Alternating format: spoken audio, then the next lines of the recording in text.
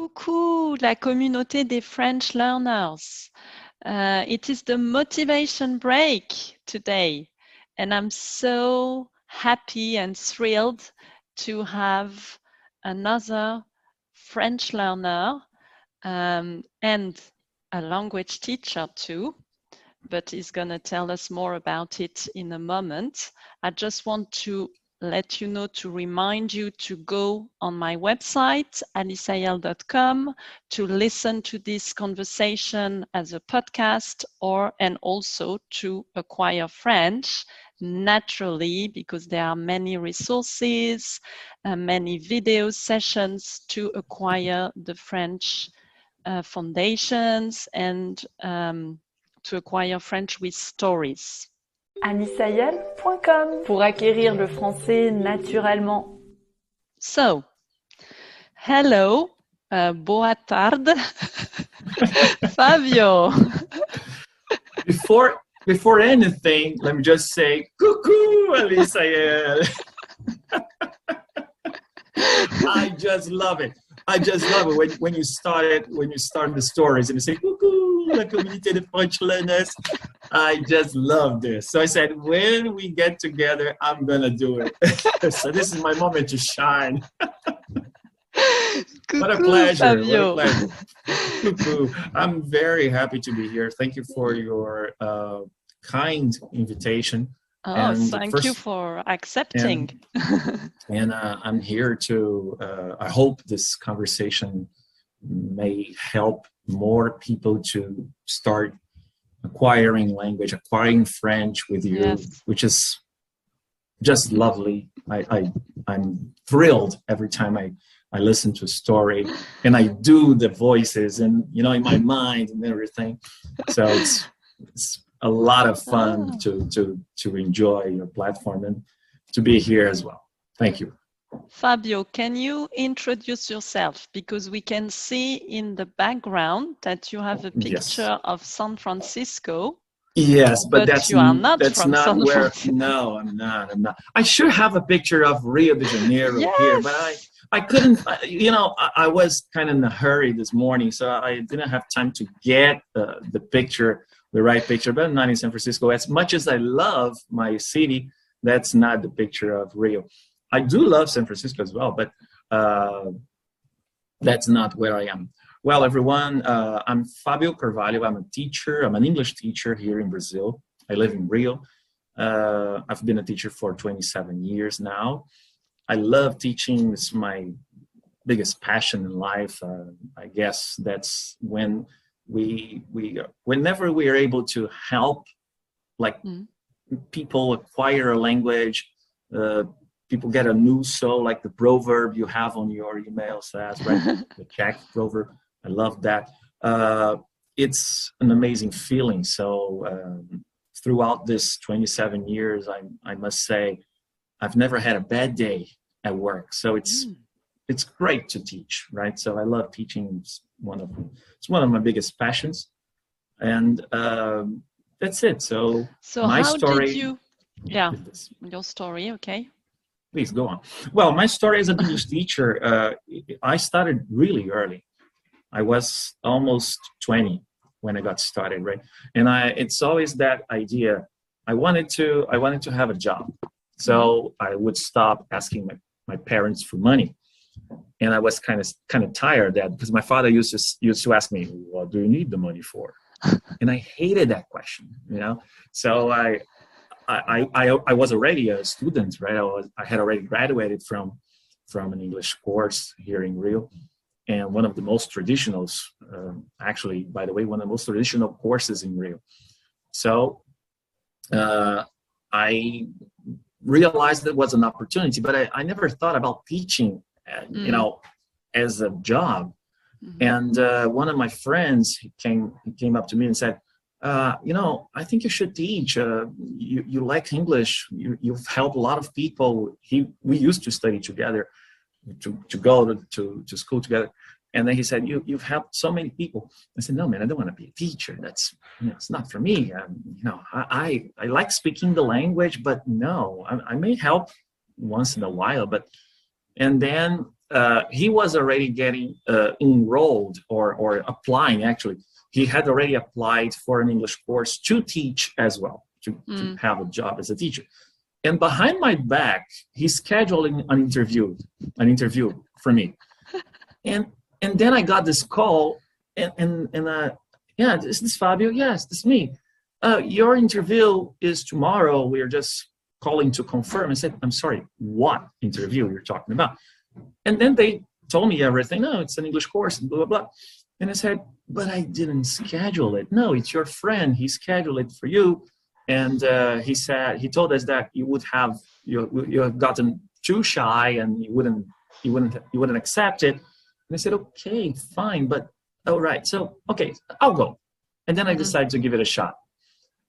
And it was the greatest decision of my life. So I started, I didn't know any methodologies, besides but the methodology I had already seen in that course.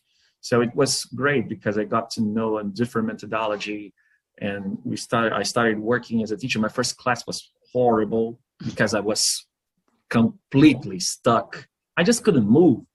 And I had, of course, I had got some training and everything, but I was completely stuck. And as I saw people entering, right, like 20 people, and they were pretty much older than me. Now it's a different story. Now all my students are younger. But back then I was almost 20, and they were coming in. And I said, oh my God, this guy must be like 40 something. This guy must be like 50 something. That guy must be like 30 something. So who am I to teach those people? Because they are older, right? I had those, questions in my mind. And after like 5 minutes, I realized I was in the right spot. I started asking them their name. Okay, so how are you? And you and you and that. And then I realized they didn't know as much as I did. So they were looking for guidance. And I was that person. So in 5 minutes, I turned the game around and I started. And it wasn't, of course, it was not for sure. It wasn't my best class, but it was my first class. Yes. And then after a while, I got used to doing it, and that's it. But you speak so well English. You sound like an American for me. Oh, thank you. So how did you acquire English then? Yeah, there's more. I took this course, right? And I started at 10.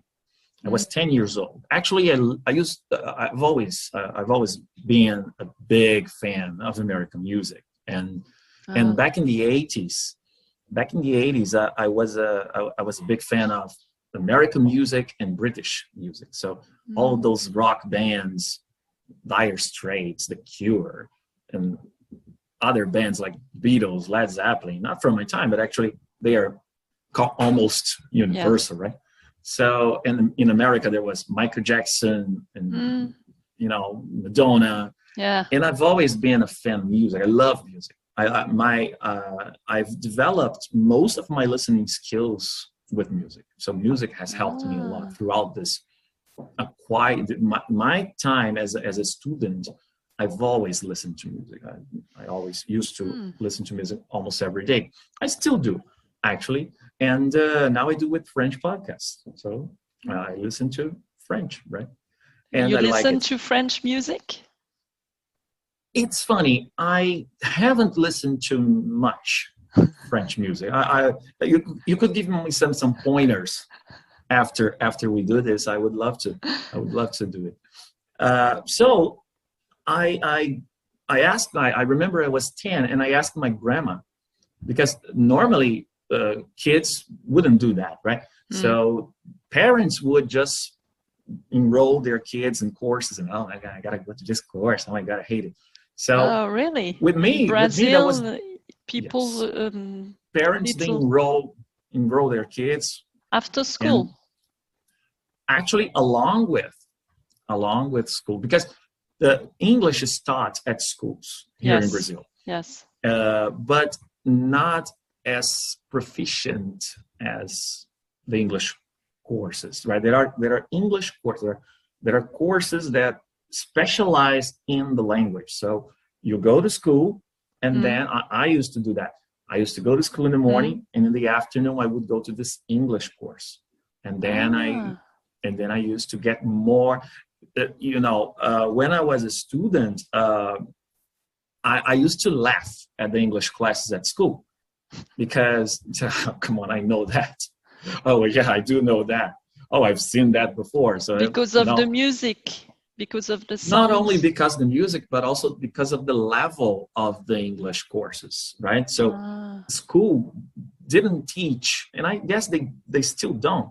They didn't used to teach as with a higher level of input and grammar and structures. So by the time I was like 12, I already knew present perfect, and I already knew this the whole shebang. So I would never have any problems at school, because whenever they show those subjects to us, I already knew them.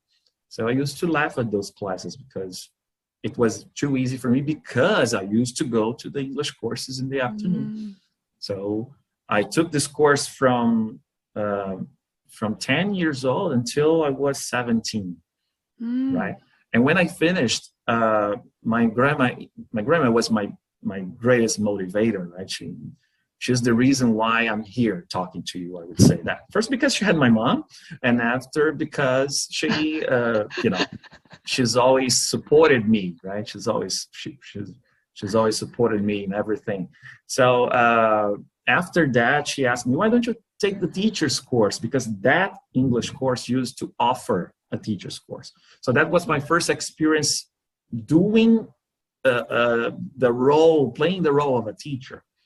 But that was like, I was teaching to teachers. So that was easy, because there was no problem.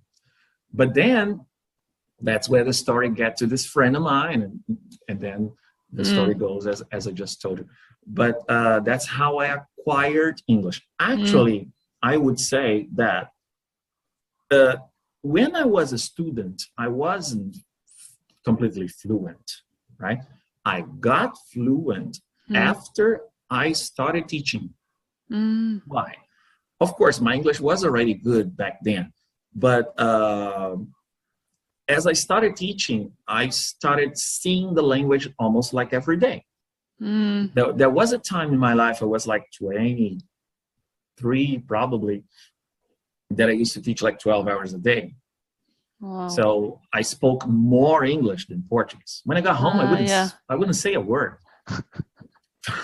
I just would, no, please don't talk to me. I've spoken too much today.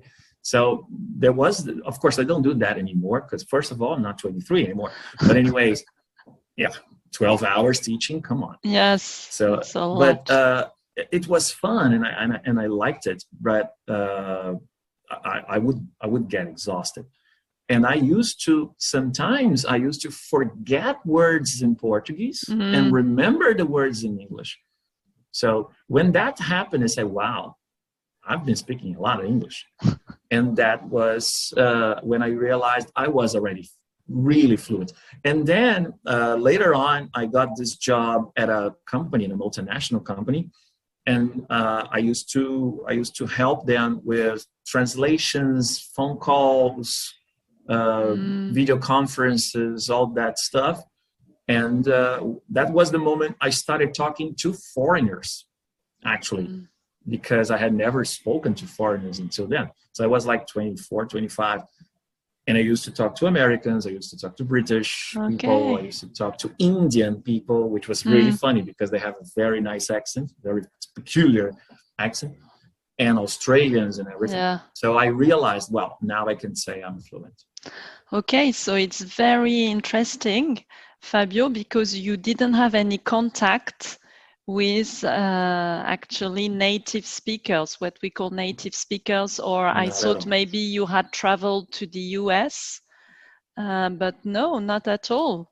So I wish, my dear. It shows, but it's good that it shows the people who are watching us and listening to us, it shows them that you don't actually need to travel to the country or, you know, to do those immersion programs to acquire a language. That's for That's sure. really good. Yeah, I would say that it doesn't matter where you are. As long as you really want to acquire language, you can. Of course, going to the place, being there, it's an amazing experience. And of course, that should help a lot. But it doesn't mean that you will never get it. You will never be able to acquire. Exactly, sure. because I know some people, they might not have the money, they you know, they can't afford to do those programs. They are really expensive. And especially nowadays with the internet, with all the resources on YouTube, on TikTok or whatever, on podcasts. I mean, back in the days, we had music for English. That's right. And that I know was so it. many people. I'm the same. Madonna. We were listening to this music all the time. But and that was it. Yeah. Yeah, and I But remember nowadays, there was no Mr. Google, so we couldn't do much anything. And the translators and everything, we had dictionaries. Really, people there used to be like this book, thick books like this, and everyone would consult, look them up. And I remember here in Brazil, there was a magazine, and this magazine, the magazine would come with a tape. So, you know, we used to get the content, the audio content on the tape. Later, they launched CDs and stuff. But that was... right. We had the same in France. Yeah, we had also this assimil method, which is widely used still nowadays. And with the tape and the book and right. We didn't have much. Yeah.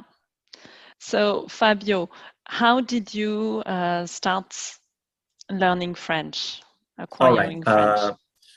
As a child, I used to play with my mom, and I always liked soccer, right, football, and I used to play because there is this rivalry here in Brazil and Argentina as well, Brazil and Argentina. There was this rivalry, and whenever they interviewed the Argentinian players, right, I used to imitate them. I used to make an impression of an Argentinian. So, the equipo is bueno. And my mom used to laugh, used to love that. And I used to do the same to other languages. So French was one of them, right? And later on, I started, thinking about becoming a polyglot. I'm still a little bit far away from that, I would say, but I'm on the way. So, and then back in 2007, I had the opportunity to be the editor for the website of the official Pan American Games here in Rio. Wow. We had actually had three. There were three languages: Portuguese, English, and Spanish, right? And I was responsible for the English and Spanish versions of the website. And it was a lovely experience because I had the chance to get in contact with Spanish. So at first it was Spanish, my second language, right? I started doing that. And then I said, no, I want to learn more. I want to learn more. And then French came up. And then it was the time I was really serious about acquiring other languages. So I've always liked the sounds in French. I've always liked that. Je t'aime, this and that. It's romantic. I find French really romantic. I love it. And then I used to watch some interviews of French scientists and commentators, politics and stuff here on Brazilian TV. Really? Of course, they were subtitled. Yes, every now and then, a journalist would interview somebody from France. One interview, I remember Jacques Cousteau.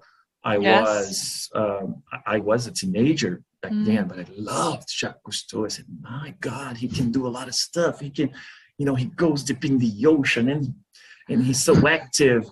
So I used to love him. And that was my first, actually, that was my first encounter with the French language. And I liked the sound. I said, it's different from English, but I like it. But that was a long time ago. And when I got really serious about acquiring other languages, I said, no, I want to learn French. I want to acquire French. And that was when I started listening to podcasts. I couldn't check much. I started with this app, right? There's always an app, right? Yeah. And of course, the first sentence is okay, but it didn't connect actually with me, because there was, the sentences were loose. There wasn't a connection. Out of context. Totally out of context. And talking about bears, the bear is eating pineapple. The bear eats pineapple. Why? That doesn't make any sense. That's totally not comprehensible and not good input. And then I started looking for something better on YouTube. And I bumped into Alicia Yao. And I started listening. And I said, man, this is cool. She teaches stories. And that's the way I teach English. So we had this connection at first. And I said, I like the way she teaches and the stories and Medor and this and that. And that's when I really started studying French and trying to acquire more and more. Yeah, because you already knew as a teacher about the approach. You already knew about Stephen Krashen, about comprehensible input. Yeah. For sure. So you were looking for resources like that already, I guess. Yes. Totally. And the way you acquired Spanish, also you acquired Spanish with comprehensible input? Actually, Spanish was different because since as I had that opportunity with the Brazilian Olympic Committee, I started getting in touch with Spanish-speaking people here in Brazil. So for a year and a half, I had the chance to talk to Argentinians, to Bolivians, to Peruvians, Ecuadorians, people from all over South America. So it was and I already knew a little bit of Spanish by myself, like reading textbooks and, stuff like that. So I mean, what I find for me, because I acquired Spanish first and I'm fluent in Spanish, I understand Portuguese very well. I think it's very similar. It's just the pronunciation, which is really difficult for me because I have the Spanish in my head. Yeah. And so I find it difficult to switch to the Portuguese way of speaking. Yeah, it's close. It's close. But there was a funny thing. Whenever I spoke Portuguese to the rest of the guys in South America, the rest of the guys, because there was a table. There was a time because you are Brazil and the rest of the guys who speak Spanish. And Brazil is alone. Brazil is completely alone. We are the forever alone people here. As much as we are a big country, right? But we're alone. And I was at this table, and there was a Peruvian guy, there was a Colombian guy, and an Argentinian guy, and that was really fun. But I was speaking Spanish. But whenever once they told me, why don't you try speaking Portuguese to us? I said, okay, fine, you're gonna get it. Don't worry. And they wouldn't get it. They said, but it's so close. Can't you see the similarities? No, it's different. Oh, it sounds different. Yeah, so, it's the same for the Spanish people. They don't understand the Portuguese, but maybe because I am French, and maybe that's why for me it really is similar. sound Yes, similar. It is. Even the structures are similar. Yeah, the structures, the verbs, querer, it's the Yes, same. yes. Yeah. Tener, Yeah, ter, tener. It's they're just not the so different. pronunciation for me, which is Yeah. different, but yeah, But it's I found it funny interesting. because they wouldn't understand me. And I said, guys, come on. I'm saying almost the same thing. No, that's different. Let's go back to Spanish. And so, and Portuguese is a beautiful language. I love my native language. I really like it. Of course, we don't speak as the Portuguese people from Yes, there are Portugal. some It's different. differences. There are a lot of differences, but I like the sound of Yes. Portuguese as well, and it's as hard as French because we have a Yes. lot of conjugations, we have a lot of different sounds and changes and structures and everything. I So would say it's that it's similar to French because it's not phonetic like yes, Spanish. When you read Portuguese, you don't pronounce it the same as you read yes, it. pretty much. And it's the same in French. It doesn't match. The spelling doesn't Yes, match the speaking. That's the yeah. more difficult, of course, than Spanish, which is really you read what you Yeah, see. Yeah. and we have the contractions as well, so a lot of contractions. So if you never heard Portuguese and you get for example, a guy from Rio like me talking using language, my day by day language, I would say it would be very hard for someone to understand. Just like I go to Paris and I see two guys in Paris talking, and that would be hard. So without comprehensible input, it's complicated. Right? So maybe that was the reason why they didn't understand the guys from the rest of South America. Yeah. But so you started to become serious with being acquiring languages and acquiring French.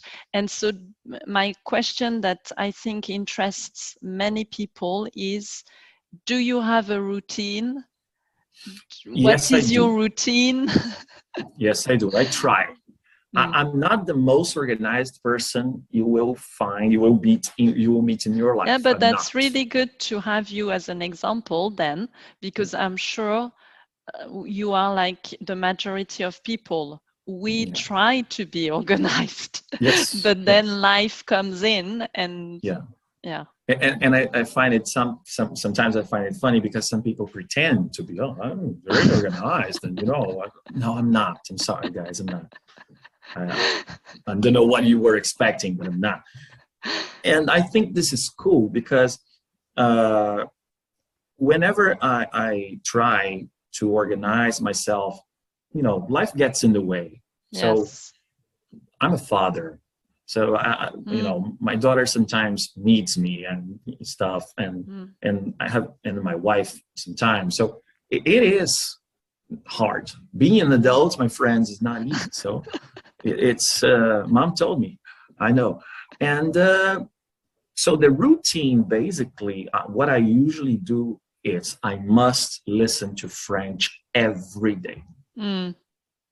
Either I watch a story on the platform, I listen to a podcast, I listen to something. I must listen to French every day. Why?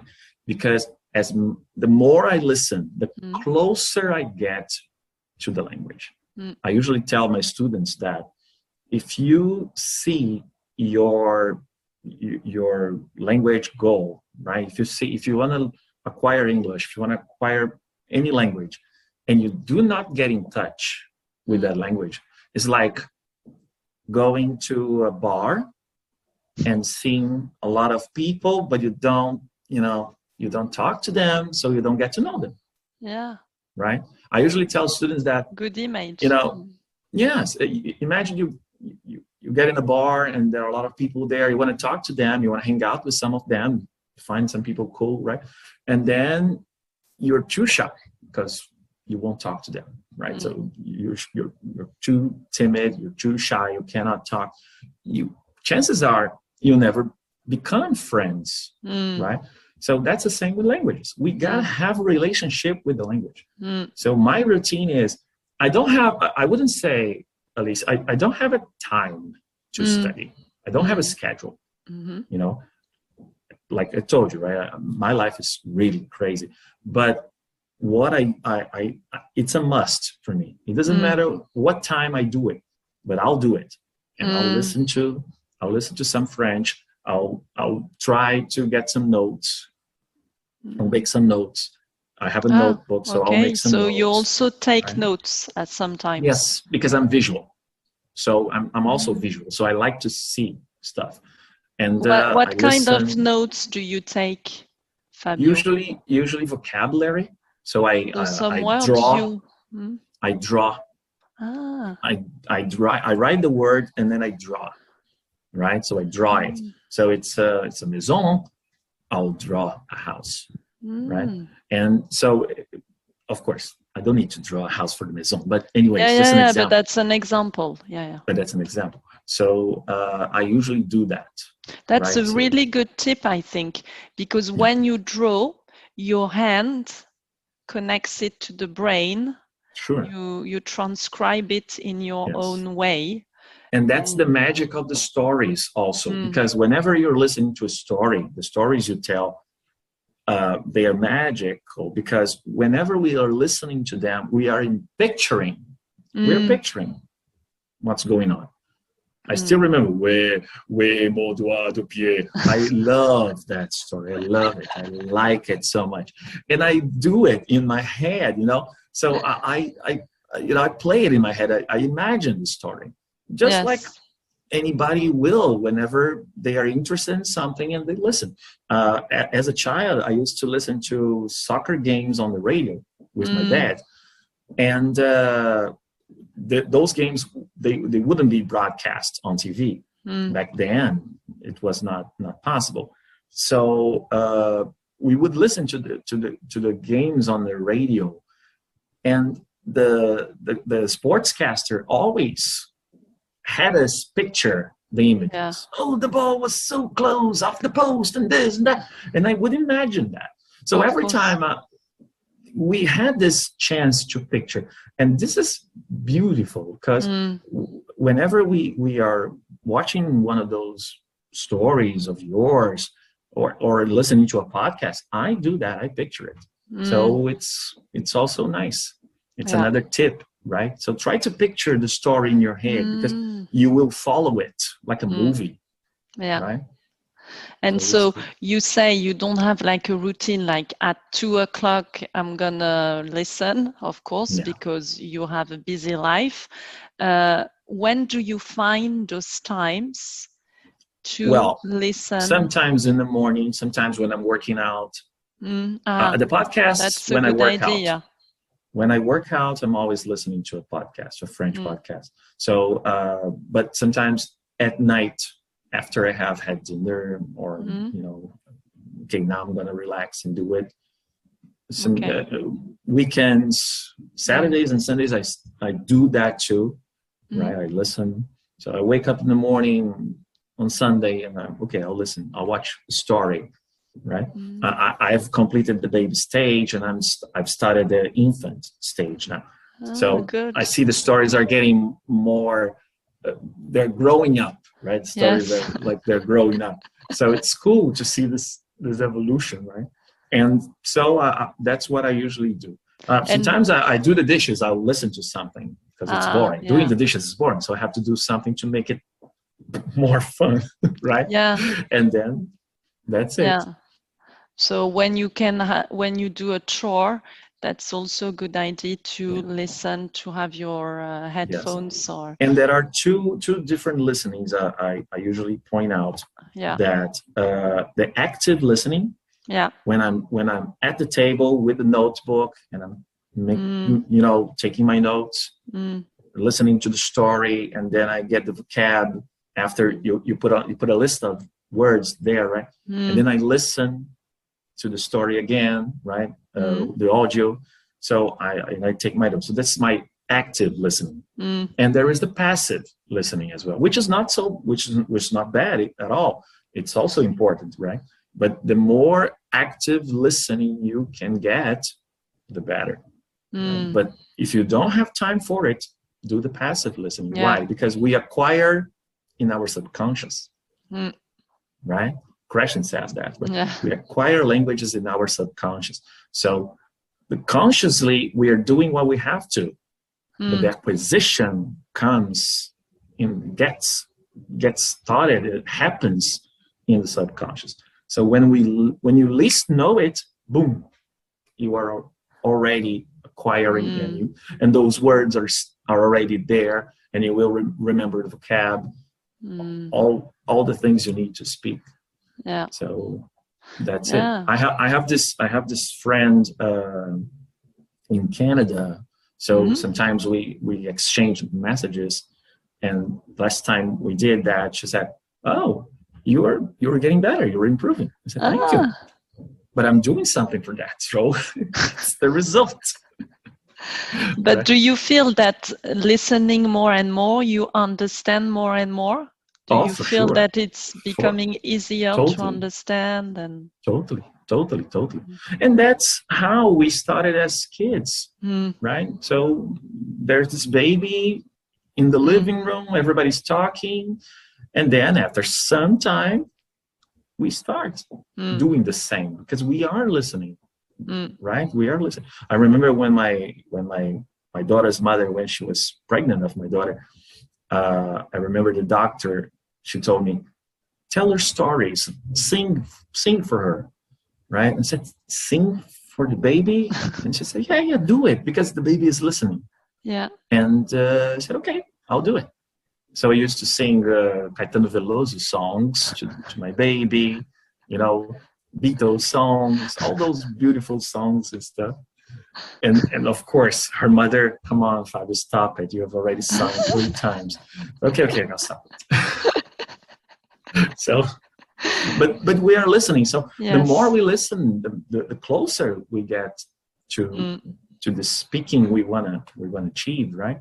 So always, and the new words will come, right? New words new vocabulary comes up, and we are also able to, oh, this word is interesting, right? So just yesterday, I was paying attention to the Jean, right? The J apostrophe E-N. And I said, that's interesting. That's interesting because it relates to an object, right? And we have that in Portuguese as well. So whenever we already have acquired a language, it gets easier, right, to acquire other languages. So true. And I usually tell people, there is nothing to do with being intelligent, being a genius. No, it has nothing to do with that. It has to do with as much as you want it, right? Yeah. So if you want it, you can do it. But so you talk a lot about listening, which is the most important. That's right, about receiving input.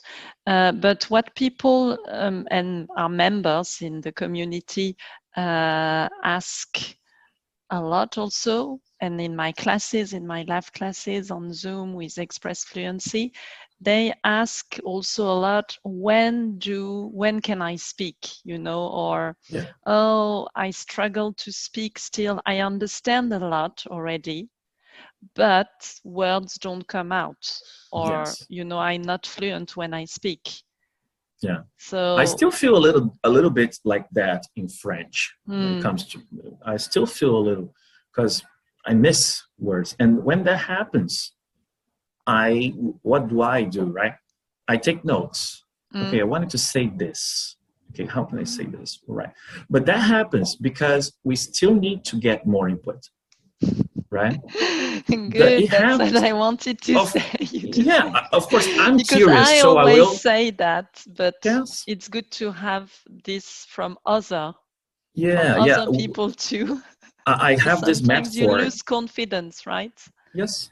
I have this metaphor, and I on my Instagram, I have this video of mine explaining this. There is this glass, right?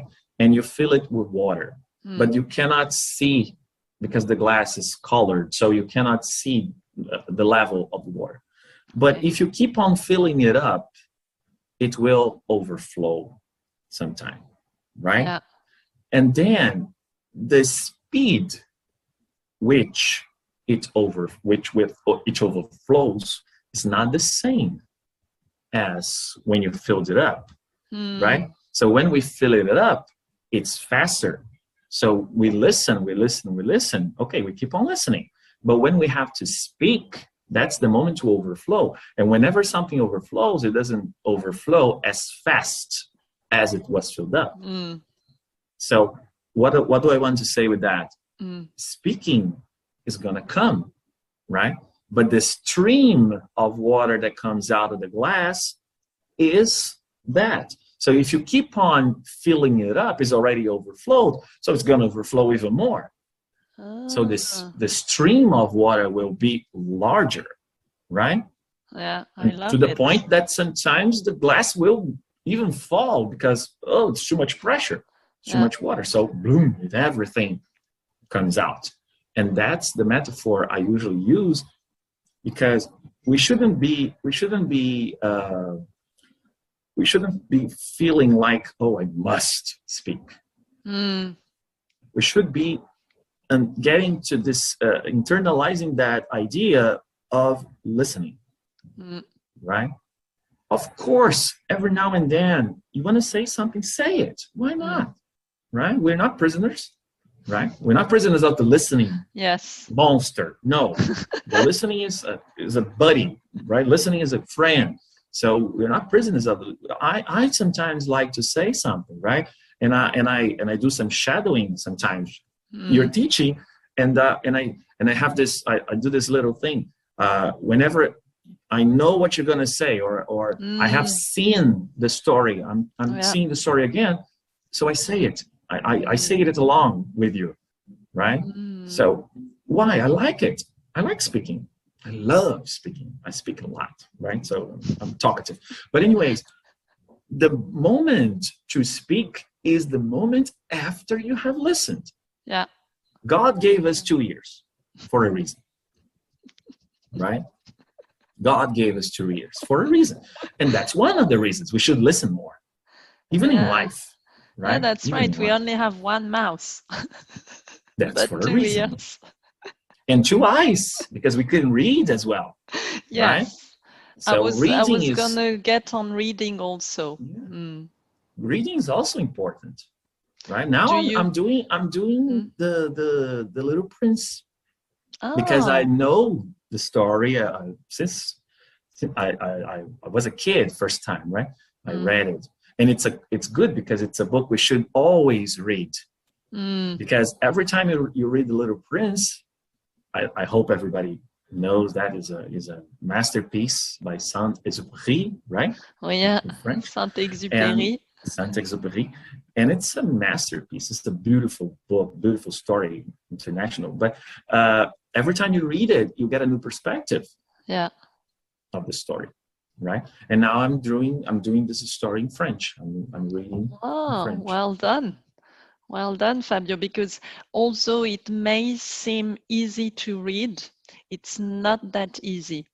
No. So, because I know many people want to start straight away reading Le Petit Prince, and I always tell them, well, maybe you should start with easier readers, so, like French readers that are written for learners, and then move on to authentic. There are words I won't understand, but I don't mind.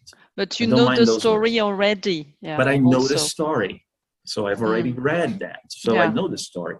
So, okay, I don't know this word. I'm not gonna look it up. I'll keep on reading it. I tell my students, I usually tell them, whenever you read something, if you don't understand it, okay, just keep on reading, because this word will not get in the way of the whole understanding, right? Okay, and this word will come up, because I say that, at least, language is cyclical. It's always... the words will show up again. Yes. Okay, you don't know this word now. Don't worry, it's not the end of the world. Keep on going. You know, and then, and even sometimes, a word might make sense later. Mm. All right. Oh, that word. Oh, now I connect with this. Oh, now, Yeah. okay.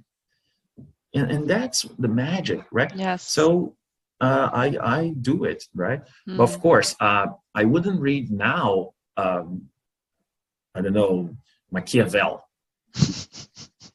I wouldn't try this right now because Or Victor Hugo.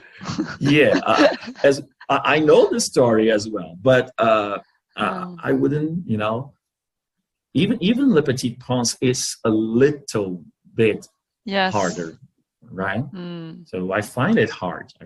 There are sometimes I wait. I'm going to stop at this page here. Later on, I'll get back to it because now I just can't get it. But that's it.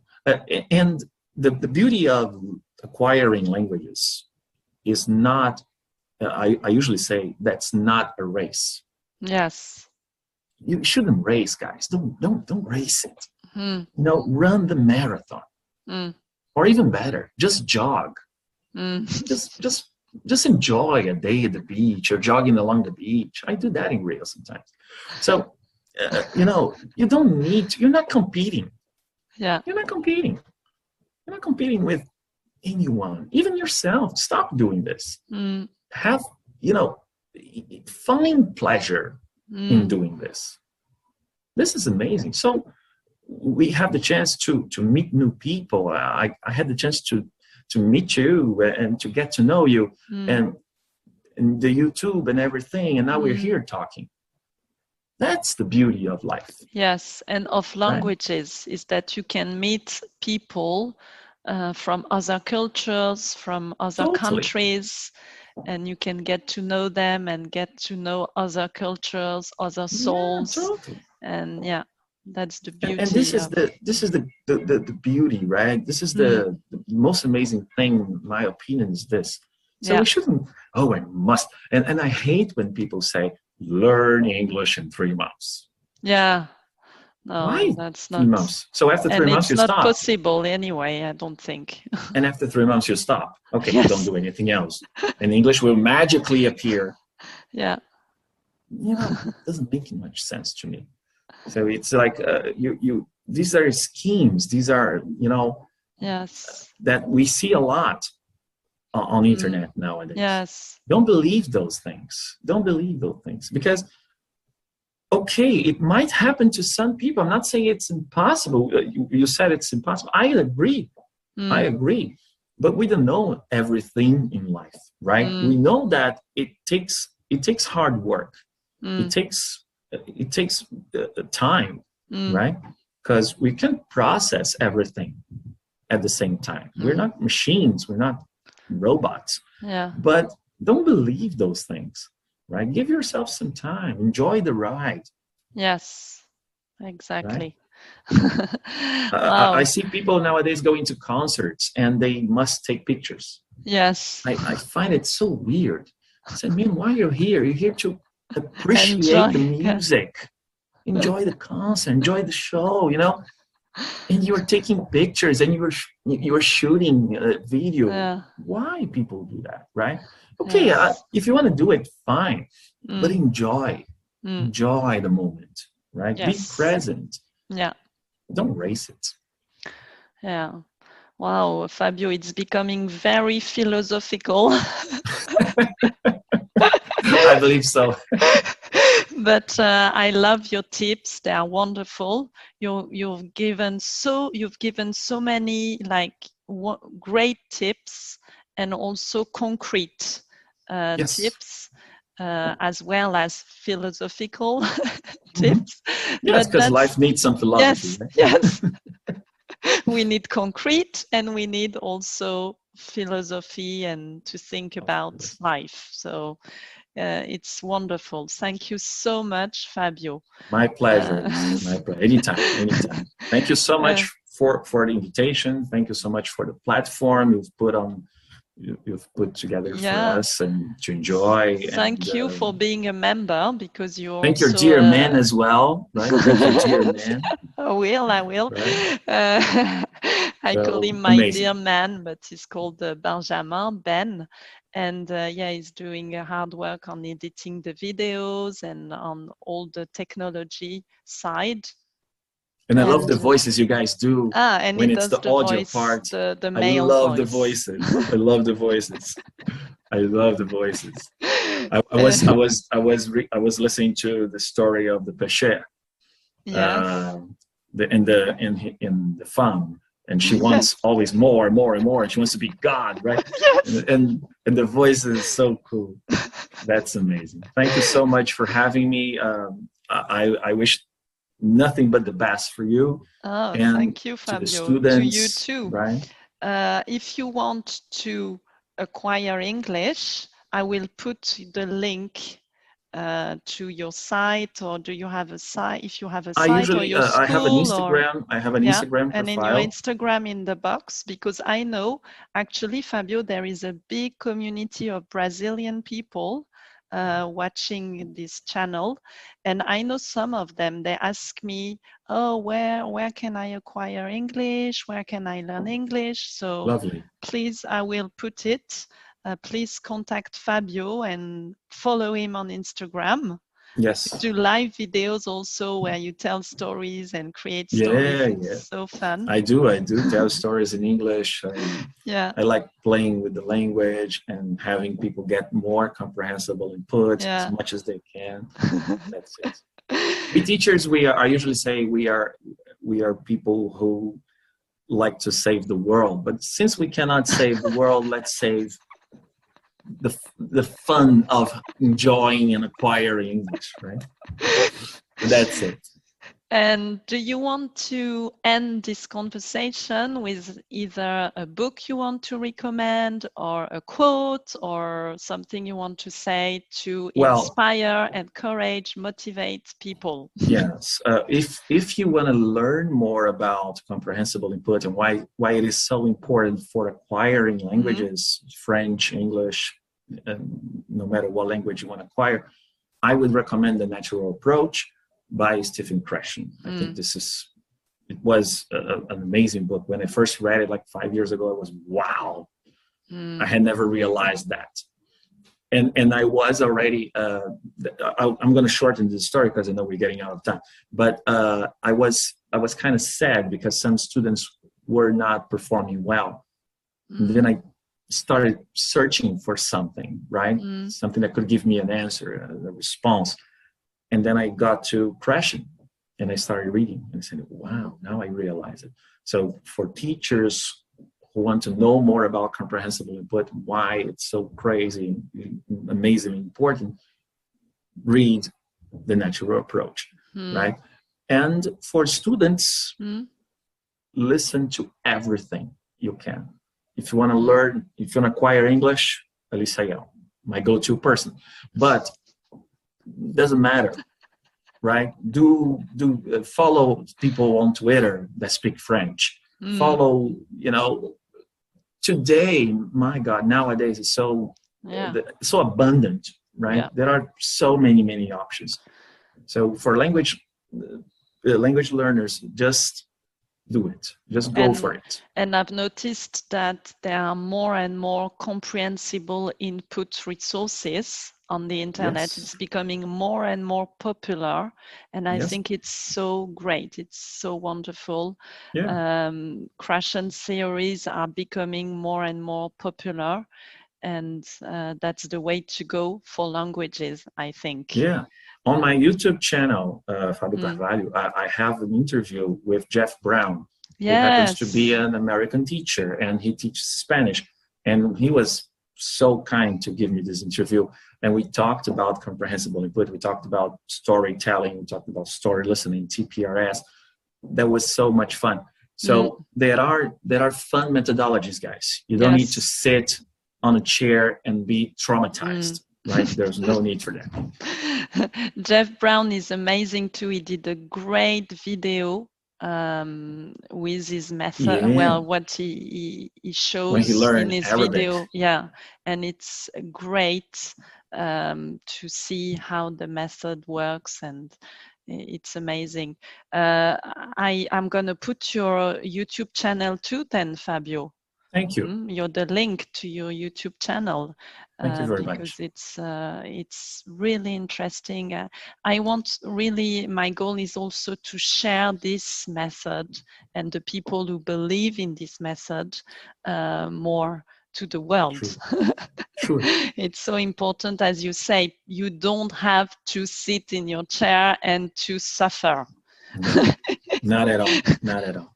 Not Acquiring a language is not painful. So no, it's not. It's a lot of fun. Yeah. So, do it. Yeah, do it. We're gonna end like this. Do it. This conversation. Yeah, Thank you so much. Thank you so much, Alice. Great pleasure. Muito obrigada. De nada. De rien. And share in the comments if you're from Brazil, if you're from Rio, like Fabio, if you what is your routine? Share in the comments. Also, if you agree with us that it should be a joy, that it's not a race, it's not painful, share in the comments. And thank you for this big motivation break, Fabio. Thank you. If you need to listen to it, if you want to listen to it as a podcast, go to my website, aliceyal.com, and join us, join the community. Fabio is a member, is an active member. Join us to acquire French the natural way. Thank you, Fabio. Thank you, Alice. Thank you so much. Bye. Au revoir. À bientôt. Au revoir. Merci.